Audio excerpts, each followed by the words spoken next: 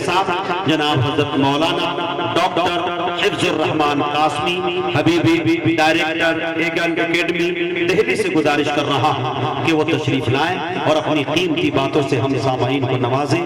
Mic پر doctor حفظ الرحمان صاحب۔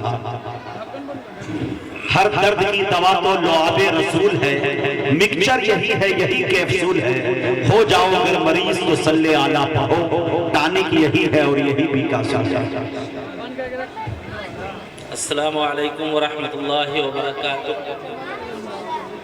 نحمده ونصلي على رسوله الكريم اما بعد فاعوذ باللہ من الشیطان الرجیم بسم اللہ الرحمن الرحیم لا تحرک به لسانك لتعجل به ان علینا جمعه وقرآنه ثم ان علینا بیانه صدق اللہ العظیم۔ حضرت قائد بزم، صدر جلسہ، اسٹیج پر تشریف فرما علماء کرام، میرے پیارے دوستوں اور پردہ نشین مائیں اور بہنیں، اب تو اصل خطاب حضرت حبیب الامت صاحب کا ہونا ہے اور مجھے بھی استفادہ کرنا ہے، اور میں چاہوں گا کہ آپ حضرات بھی استفادہ کریں۔ مختصر سی باتیں عرض کرنا چاہتا ہوں۔ آج کی یہ مجلس تکمیل حفظ سے منسلک ہے اور ہمارے ننھے منھے بچوں نے قرآن پاک مکمل کرنے کی سعادت حاصل کی ہے، تو قرآن پاک سے متعلق چند باتیں عرض کر کے رخصت ہونا چاہتا ہوں۔ جب قرآن پاک نازل ہو رہا تھا اس زمانے میں پیارے آقا صلی اللہ علیہ وسلم کو تین باتوں کی پریشانیاں تھیں، تین طرح کی الجھنوں کا شکار تھے۔ سب سے پہلی بات یہ تھی کہ قرآن پاک تھوڑا تھوڑا کر کے نازل ہو رہا تھا۔ دماغ میں یہ بات آ رہی تھی کہ ان تمام آیتوں کو کس طرح سے یکجا کیا جائے، کہیں ایسا نہ ہو کہ کوئی آیت یا کوئی لفظ چھوٹ جائے جمع کرتے وقت۔ دوسری بات یہ تھی کہ قرآن پاک چونکہ پوری دنیا کے لیے بھیجا گیا ہے اور پوری دنیا میں رہنے والے لوگوں کی زبانیں مختلف ہیں، تو پوری دنیا کے لوگ کس طرح سے قرآن پاک کو پڑھیں گے۔ کبھی ایسا نہ ہو کہ عرب کے لوگ تو ٹھیک ٹھیک پڑھ لے جائیں لیکن دوسری جگہ کے لوگ قرآن پاک کو صحیح طرح سے نہ پڑھ پائیں۔ اور تیسری بات یہ تھی کہ قرآن پاک کا صحیح مفہوم، چونکہ قرآن پاک عربی زبان میں ہے، تو دوسری جو قومیں پوری دنیا کی ہیں وہ کس طرح سے قرآن پاک کو سمجھیں گی اور قرآن کا میسج ان تک کیسے پہنچ پائے گا۔ ان تینوں الجھنوں کے جواب میں اللہ تبارک و تعالیٰ نے ارشاد فرمایا ان علینا جمعہ وقرآنہ ثم ان علینا بیانہ، کہ الجھن میں پڑھنے کی ضرورت نہیں ہے۔ قرآن پاک کے جمع و تدوین کا مسئلہ اور قرآن پاک کی حفاظت کا مسئلہ وہ ہمارے ذمہ ہے، اور اللہ تبارک و تعالیٰ نے اس دنیا کا نظام اسباب سے جوڑ رکھا ہے، تو اس وجہ سے ان تینوں کاموں کے لیے بھی اللہ تبارک و تعالیٰ نے اسباب بنائے۔ سب سے پہلی چیز حفاظت کا مسئلہ ہے۔ تو آپ سب لوگ جانتے ہیں آج کے دور میں کوئی بھی ڈیٹا یا معلومات جو ہمارے پاس ہوتی ہے تو اس کو دو طرح سے محفوظ کیا جاتا ہے، ایک ہوتا ہے ہارڈ کاپی میں اور دوسرے سافٹ کاپی میں۔ ہم پرنٹ آؤٹ لے کر کے بھی رکھ لیتے ہیں اور کمپیوٹر میں بھی سیو کر لیتے ہیں۔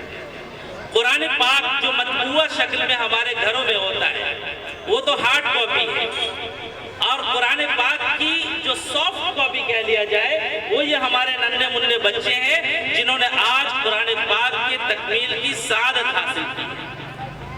پوری دنیا میں گھوم جائیں، نہ جانے کتنے ایسے لوگ مل جائیں گے جن کی شکل و صورت، لباس، گفتگو سے کہیں کوئی اندازہ نہیں لگا سکتا ہے کہ یہ کیا ہے، لیکن جب بات کرتے ہیں تو اندازہ لگتا ہے کہ اس نے اپنے سینے میں پورے قرآن کو بسا رکھا ہے۔ یہ خدائی نظام ہے قرآن کی حفاظت کا۔ مختصر انداز میں بات کر رہا ہوں۔ دوسرے نمبر پر قرآن پاک کی قرأت اور پڑھنے کا مسئلہ ہے۔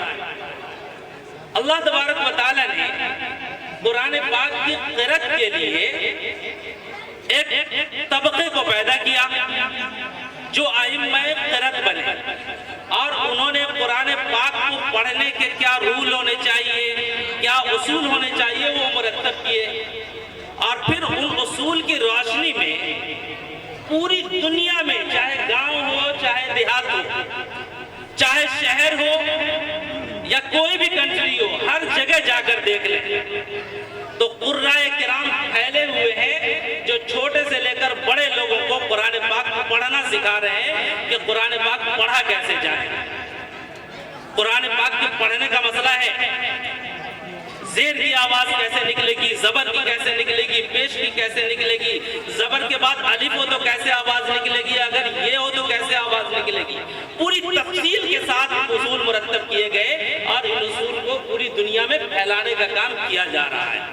میں ایک مثال سے آپ لوگوں کے سامنے مسئلے کو واضح کرنا چاہوں گا۔ جب ہم کسی لفظ کو بولتے ہیں، دیکھیں ٹائم اگر زیادہ ہو جائے گا اشارہ کر دیجیے گا مجھے، تو جب کوئی لفظ ہم تلفظ کرتے ہیں تو کچھ آوازیں ایسی ہوتی ہیں جو ہماری زبان میں پائی جاتی ہے، دوسری زبان میں نہیں پائی جاتی۔ مثال کے طور پر چے، ٹے، ٹال، کاف، یہ ایسے حروف ہیں کہ ان کی آواز ہماری زبان میں پائی جاتی ہے، عربی میں نہیں پائی جاتی۔ عرب لوگ اگر ان حروف سے بنے ہوئے الفاظ کو بولتے ہیں تو وہ تبدیل کر دیتے ہیں، اعظم گڑھ کو اعظم جڑہ بول دیتے ہیں، حضرت تشریف لائے ہوئے تبدیل کر دیتے ہیں۔ اسی طریقے سے عربی میں جیم ہے، زے ہے، ضاد ہے، ظا ہے، ان میں بہت باریک فرق ہے۔ اگر کوئی آدمی خالصتاً ہندی ماحول میں پلا بڑھا ہو، وہ ان کے فرق کو جانتا ہی نہیں ہے، اور وہ جمیل کو زمیل بول دیتا ہے کبھی کبھی، اور زاہد کو جاہد بول دیتا ہے۔ یہ ہم سب لوگ جانتے ہیں اچھی طریقے سے۔ کیوں؟ اس لیے کہ یہ آوازیں جو ہے یہ ان کی زبان میں نہیں پائی جاتی ہے، دوسری زبان میں پائی جاتی ہے۔ تو یہ پریشانی فطری ہے۔ انگریزی زبان کو لے لیجئے، ایک لیٹر ہے ٹی، ٹی کا تلفظ بعض جگہوں پر ٹی ڈا کیا جاتا ہے، بعض جگہوں پر ڈا کیا جاتا ہے۔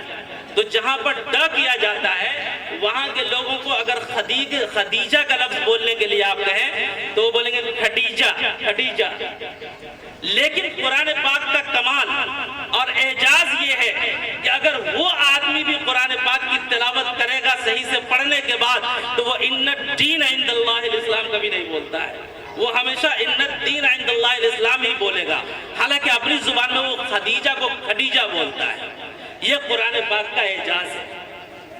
تیسری بات جو میں عرض کرنا چاہتا ہوں کہ قرآن پاک کے معانی کو بیان کرنے کے لیے اللہ تبارک و تعالیٰ نے ایک طبقے کو کھڑا کیا جو ہمارے علماء کرام کا مفسرین اعظام کا طبقہ ہے۔ رسول پاک صلی اللہ علیہ وسلم کے زمانے سے لے کر آج تک نہ جانے کتنے صفحات لکھے گئے، کتنی کتابیں لکھی گئی، کتنی بیانات ہوئے، کتنے سمجھنے اور سمجھانے کا عمل ہوا، کتنی راتیں جاگی گئی صرف قرآن پاک کے اندر گھس کر موتیاں نکالنے کے لیے۔